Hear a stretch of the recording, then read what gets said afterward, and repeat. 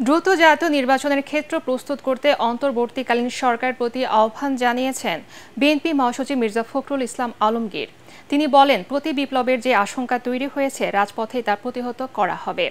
সাবেক রাষ্ট্রপতি জিয়াউর রহমান ও BNP chairperson Begum Khaleda জিয়ার ছোট ছেলে আরাফাত রহমান কোকোর জন্মদিন উপলক্ষে বনানী কবরস্থানে মরহুমের কবরে শ্রদ্ধা নিবেদন শেষে তিনি একথা বলেন। মইনুল আহসানের রিপোর্ট।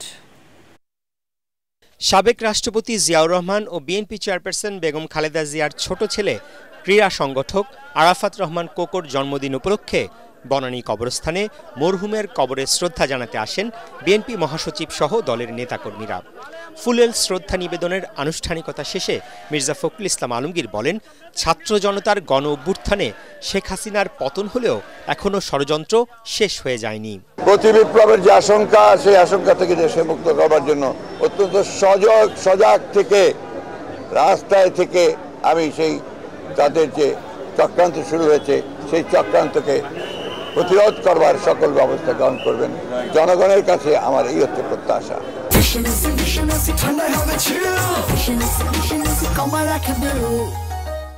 আমি অনুরোধ করব ট্রেনিং গভর্নমেন্টকে যে অতি দ্রুত নির্বাচনের জন্য একটা ক্ষেত্র তৈরি করা এবং সমস্ত বিপদগুলোকে কাটিয়ে সত্যিকার অর্থেই একটা মুক্ত বাংলাদেশ নির্মাণ করার জন্য যত তাড়াতাড়ি সম্ভব তারা একটা নির্বাচনের ব্যবস্থা করবেন।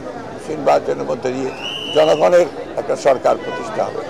গণ আন্দোলনে দেশ ছেড়ে পালিয়ে ভারতে আশ্রয় নেয়া শেখ হাসিনার বরাত দিয়ে কয়েকটি গণমাধ্যমে মার্কিন যুক্তরাষ্ট্রকে সেন্ট মার্টিন ব্যবহারের বিনিময়ে আওয়ামী লীগকে ক্ষমতাচ্যুত করার প্রচারণাকে হাস্যকর বলে মন্তব্য করেন মির্জা ফখরুল। বকওয়াজ নিজে যখন ব্যর্থ হন সেই তখন তারা অন্যের ঘাড়ে দোষ চাপানোটা তাদের এটা একটা বৈশিষ্ট্য।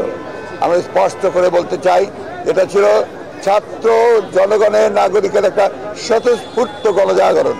সেই গণজাগরণকে সুসংগত করাই এখন আমাদের একমাত্র কাজ। শেখ হাসিনা বলুন আর অন্যান্যরা বলুন, তারা সবাই এখন এটাকে বিভ্রান্ত করার চেষ্টা করবে।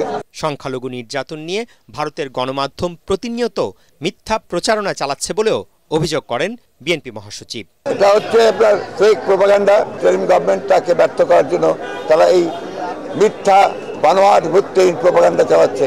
মির্জা ফখরুল অভিযোগ করেন, আওয়ামী লীগ সরকারের অত্যাচার নির্যাতনের কারণে ক্রীড়া সংগঠক আরাফাত রহমান কোকোকে দেশ ছাড়তে হয়, পরে বিদেশে অনেকটা বিনা চিকিৎসায় তিনি মারা যান। মইনুল আহসান, এটিএন বাংলা, ঢাকা।